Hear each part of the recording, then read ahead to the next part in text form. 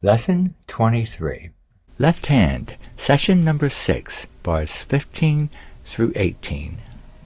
After the flurry of 16th notes in each hand, Bach cools things down a bit with a beautiful sequence of inverted and standard motifs. The only two notes you don't know in these 4 bars, because of our motif study, are the first 2 eighth notes.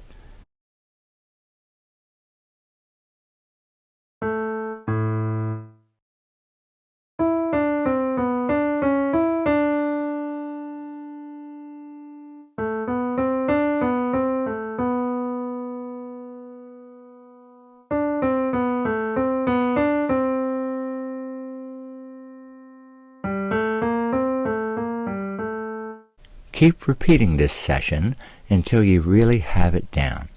Then you can play along with this next video clip and practice the left hand part while I play the right. Don't forget that the left hand doesn't come in until the second half of the bar. Okay, I'll count 4 beats and then go. Ready? 1, 2, 3, 4, go.